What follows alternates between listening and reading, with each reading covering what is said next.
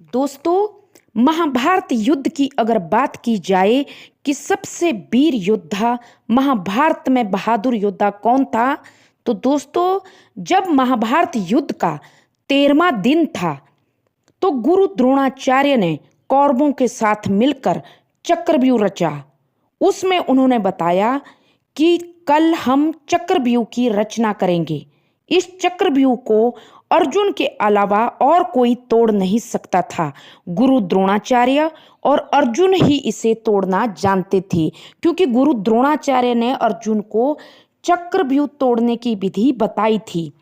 दोस्तों, गुरु द्रोण ने कौरवों को समझाया कि कल अर्जुन को इतने दूर ले जाना युद्ध करते करते, ताकि पांडवों के पास इस चक्रव्यूह को रोकने के लिए तोड़ने वाला कोई ना बचे और हम सभी पांडवों को मार देंगे और युद्ध तो कल ही आधा समाप्त हो जाएगा। अर्जुन तो अपने आप ही मर जाएंगे। फिर दोस्तों, जब अगला 13वां दिन आया तो जो गुरु द्रोणाचार्य थे उन्होंने चक्रव्यूह की रचना कर दी।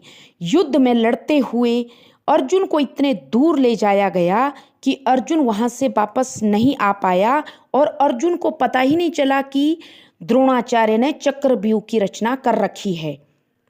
दोस्तों, और इधर पांडव परेशान हो गए कि अब क्या करें। गुरु द्रोणाचार्य ने तो चक्रव्यूह की रचना कर दी है, हम इसको कैसे भेदें, कैसे तोड़ें और इससे बाहर कैसे निकलेंगे।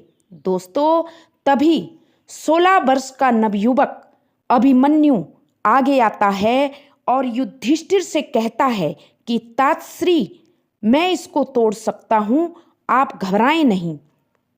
तब युधिष्ठिर ने अभिमन्यु से पूछा कि वत्स, तुम इसको कैसे तोड़ोगे?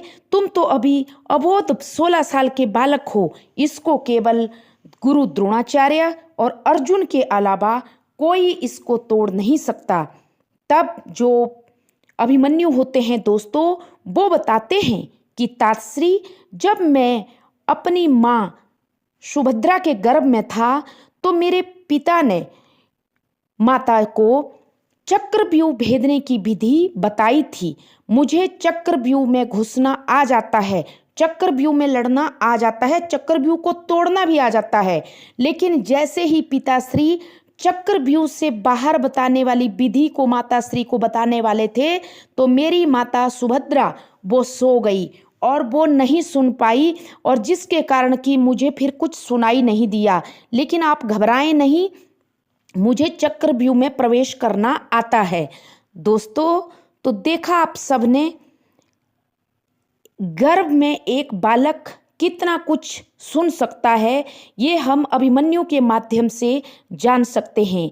जो भी बहनें या बेटियां गर्भवती हैं उनको चाहिए कि वो अच्छी अच्छी धार्मिक किताबें, वीर महापुरुषों की किताबें पढ़े, ताकि आने वाली संतान कोई अच्छी संस्कारी और वीर बहादुर हो। इधर उधर की बातों से अच्छा है कि अपने आने वाले वंश को अच्छी शिक्षा दी जाए। अब क्या था दोस्तों, जो अभिमन्यु होता है वो क्या करता है कि कहता है कि तातश्री, आप मेरे पीछे पीछे इस चक्रव्यूह में आना और मैं आगे चलूंगा, मैं अंदर जाऊंगा, आप मेरे पीछे आना। लेकिन जैसे ही अभिमन्यु उस चक्रव्यूह के अंदर प्रवेश करते हैं, कौरवों ने रास्ता रोक दिया। कौरवों ने पूरी तरह रास्ता रोका, सारे पांडव बाहर रह गए और अभिमन्यु बीच चक्रव्यूह में अकेला फंस गया। अंदर अभिमन्यु ने एक के बाद एक कई महारथियों का सामना किया। दुर्योधन, कर्ण, कृपाचार्य, द्रोण, अश्वत्थामा जैसे ना जाने कितने बड़े बड़े महारथियों को अकेले अभिमन्यु ने टक्कर दी, क्योंकि उसने अपनी मां के गर्भ में युद्ध करने की कला को अपने पिताश्री द्वारा सीखा था। दोस्तों, लेकिन उसकी बहादुरी देखकर अब सारे दुश्मन डर जाते हैं।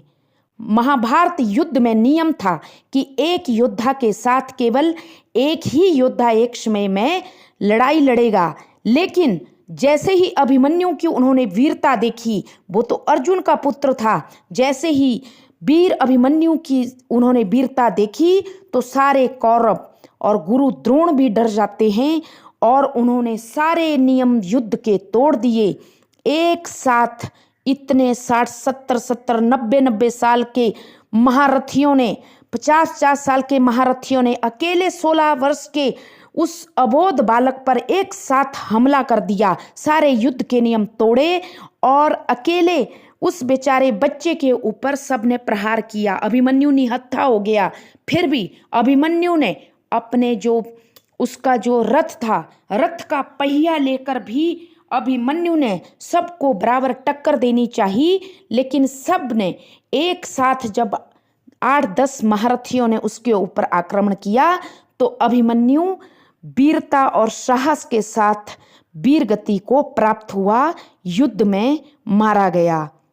तो देखा दोस्तों, आप सबने पहली बार महाभारत के युद्ध में 13वें दिन कौरव सेना ने पूरे युद्ध के नियम ही तोड़ दिए। उन्होंने महापाप कर दिया और एक अबोध बालक 16 वर्ष के अभिमन्यु के ऊपर 8-9 महारथी टूट पड़े। सोचिए दोस्तों, 16 वर्ष का बालक और कहाँ 90-100 वर्ष के और 50 वर्ष के व्यक्ति, उन सब योद्धाओं ने उसके अकेले अभिमन्यु के ऊपर कितना अत्याचार किया। अगर अभिमन्यु जीवित रहता तो शायद ही इस संसार में उसके बराबर दूसरा वीर योद्धा होता। तो दोस्तों, अभिमन्यु की इस वीरता के लिए उन्हें सत सत नमन। तो ये थी आज की कहानी कि कैसे एक बालक ने माता के गर्भ में ही युद्ध करने की सारी नीति सीख ली। हम जो भी अगर गर्भावस्था में होते हैं, जो भी हम अच्छा बुरा करते हैं, वो सब अंदर बच्चा सुनता है, देखता है और ऑब्जर्व करता है। तो इसलिए माता को चाहिए कि गर्भावस्था में अच्छे से अपने हर कार्य करे।